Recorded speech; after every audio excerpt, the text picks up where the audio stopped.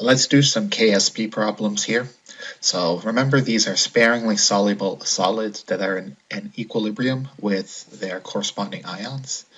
So here are some examples of solids that are sparingly soluble and they're in equilibrium with their ions. The S stands for solubility, and as always you have to balance the equation products over reactants, and we don't put the reactants in here because the reactants are solids. And take, for example, something like silver carbonate. The exponent 2 squared comes from the fact that there's 2 moles of silver Ag plus ion that are going to dissociate along with 1 mole of CO3 minus 2 ions. So instead of plus S, it's going to be plus 2S. And when you plug it into the Ksp equation, it's going to be 2S squared or 4S squared. And the anion CO3 minus 2 is just as S. So let's do an example problem here to make more sense of it. So the solubility of calcium sulfate is found to be 0.67 grams per liter.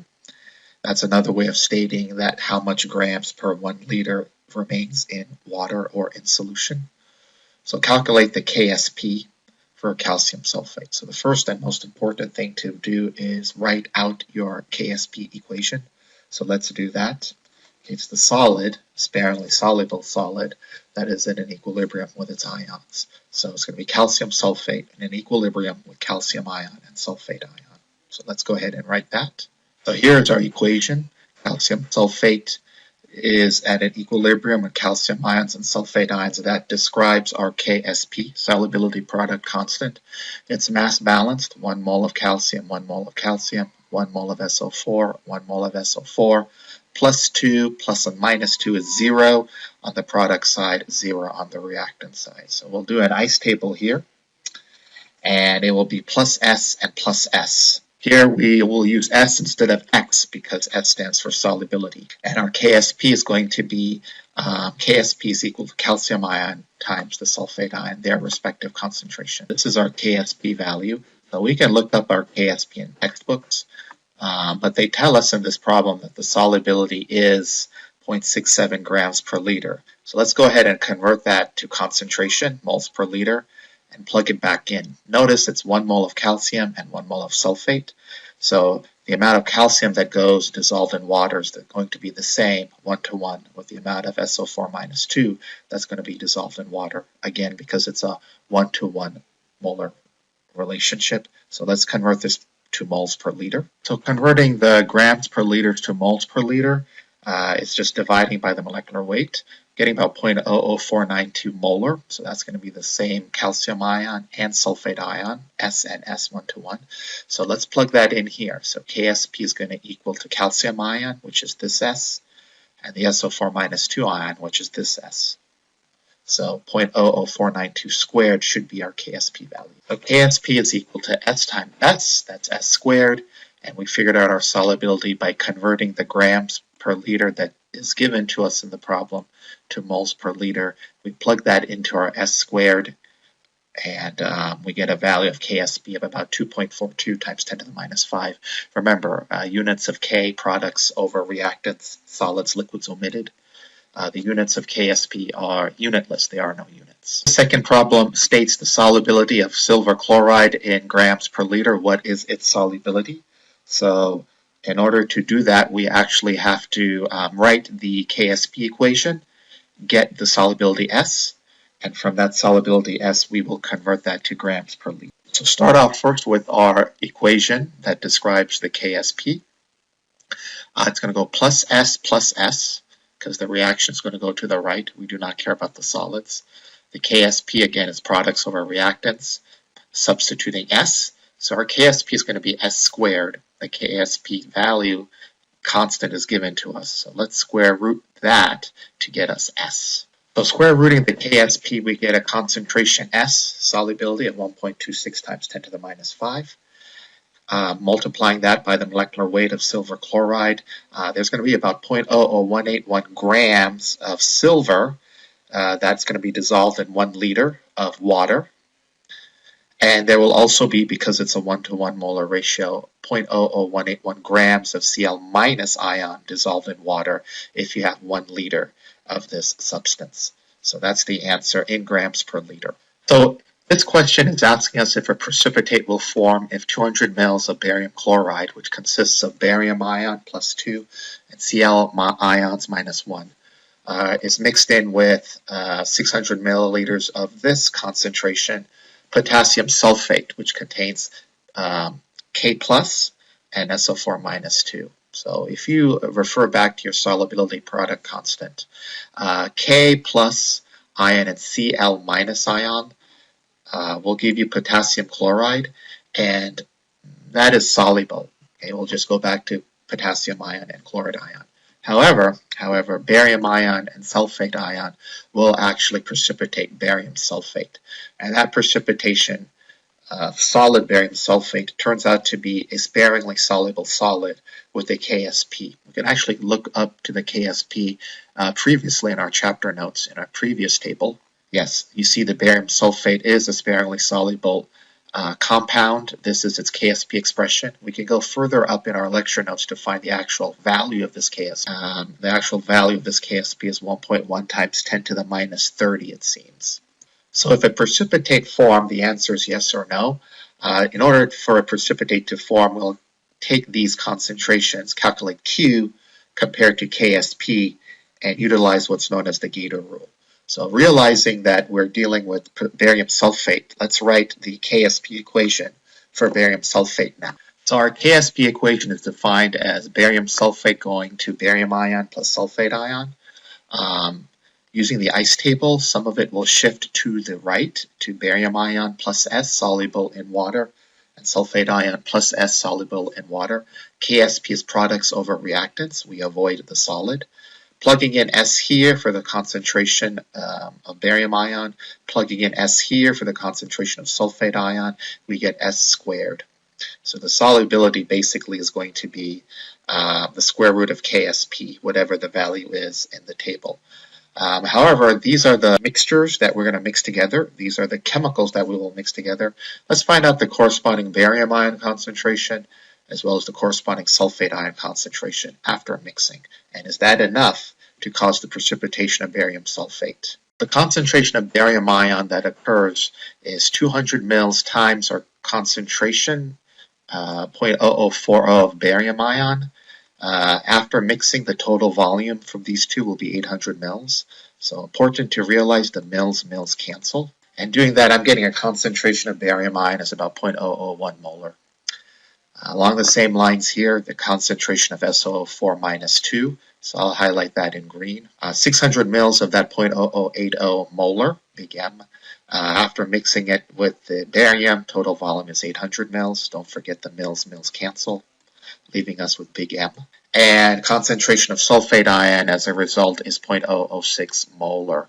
So let's plug that in here, 0.001 molar for this S, barium ion, 0.006 molar for this S here, representing sulfate ion, and let's see what we get.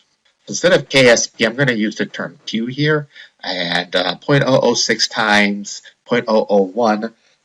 What is that? That looks like it's going to be 6 times 10 to the 6th. And let's see if that equals to Ksp. If it doesn't equal to Ksp, then which way is the reaction shifting? To the right or to the left? That's when we will utilize the Gator rule. So calculating the Q of 6 times 10 to the minus 6.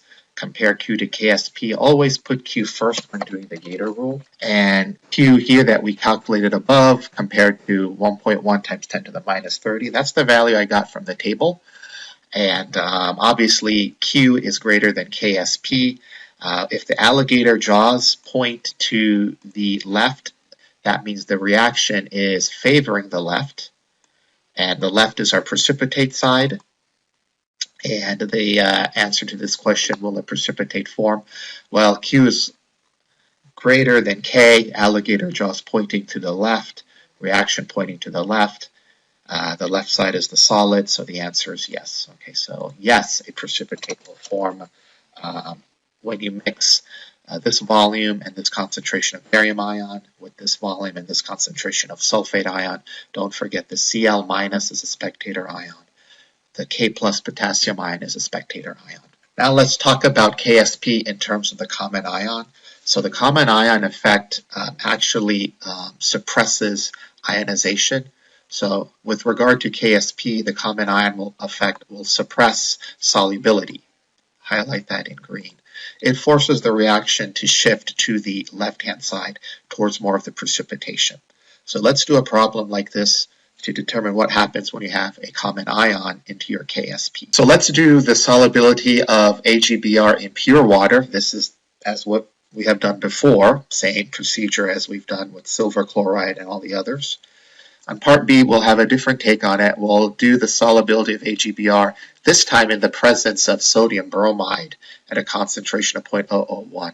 Now, two things to recognize. The first one is sodium bromide is nothing more than sodium ion and bromide ion. So that remains as ions in solution.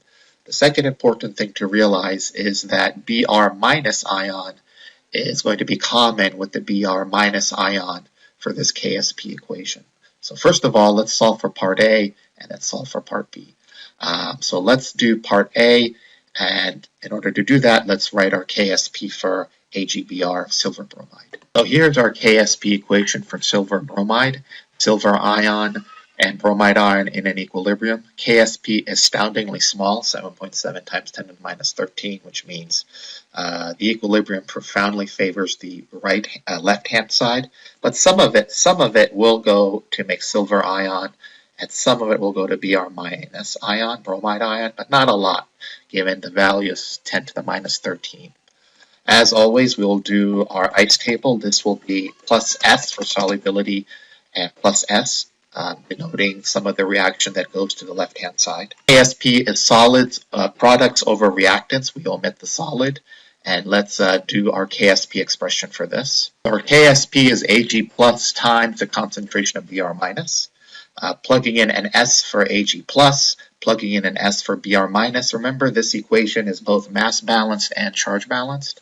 So we can plug in S for both of these. Ksp is equal to S squared, so square root of S, the square root of Ksp will give us the solubility S, which in turn is the concentration of silver ion and Br minus ion. So let's solve for S utilizing our textbook Ksp value. So solubility S, after square rooting the Ksp value, we get a value of 8.77 times 10 to the minus 7 molar.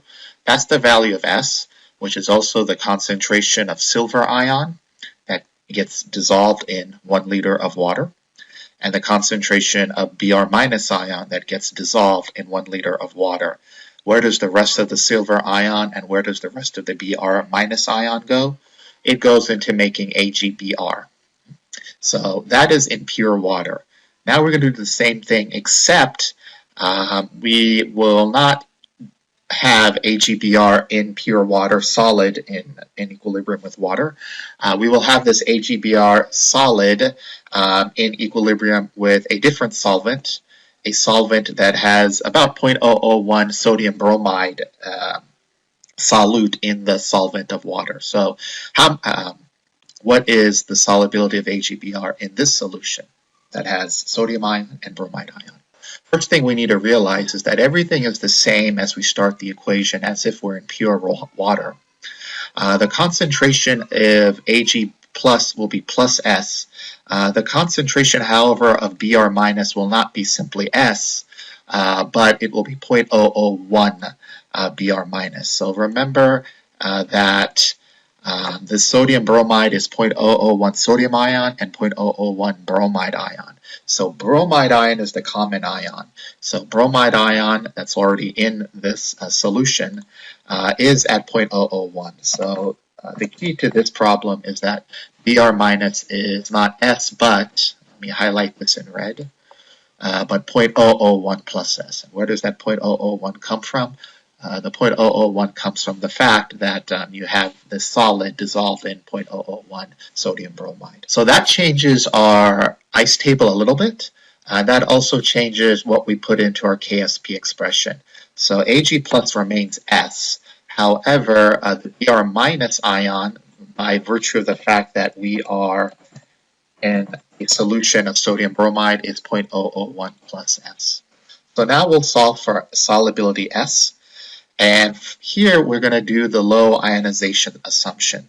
So recognizing that 7.7 times 10 to the 13 is so resoundingly small and so overwhelmingly small, what we can do is just say that the Br minus ion is really dominated by sodium bromide. The Br minus will not come from AgBr going back to the left-hand side of the reaction, but the Br minus will be, in fact, coming from the sodium bromide that is precipitating the silver bromide. Right, so the majority of Br minus comes from the sodium bromide. So having said that, we will assume S is small and 0.001 plus S is about 0.001. And that's a safe estimation and assumption given your Ksp value is so small and most of the reaction is favoring the left-hand side of the equilibrium. So plugging Ksp here, 7.7 times 10 to the minus 13 equaling S. Thanks to our assumption, 0.001 plus S is nothing but 0.001. Solving for S, let's see what we get when we take this and divide it by 0.001. So solving for S here, 7.7 times 10 to the minus 13 divided by 0.001. On my calculator, that's 7.7 times 10 to the minus 10. So our new S here is going to be 7.7 times 10 to the minus 10 for silver ion, and the bromide ion will be 7.7 times 10 to the minus 10 plus the 0.001 that comes from the fact that you are precipitating the solid in sodium bromide. So it's going to be still very, very much 0.001. But the key here is I want to focus your attention on this value of S. Compare 7.7 times 10 to the minus 10 molar of silver ion and Br minus ion of the when you calculate the solubility S. So that is in silver bromide. Compare that 7.7 times 10 to the minus 10 with the silver ion that is in pure water of the reaction that goes to the right-hand side towards the ions. So you can see 10 to the minus 7 is much, much greater than 10 to the minus 10. So the solubility is actually decreased. You're shifting the reaction more to the left. Less of silver ions go back dissolved in water, and less of the bromide ions go back dissolved in water. Less of the silver ions go back dissolved in sodium bromide solution, and less of the bromide ions go back, get dissolved in sodium bromide solution. Most of the Br minus in solution comes from the sodium bromide. So that is where the common ion effect plays a role in shifting the reaction to the left, minimizing and decreasing solubility.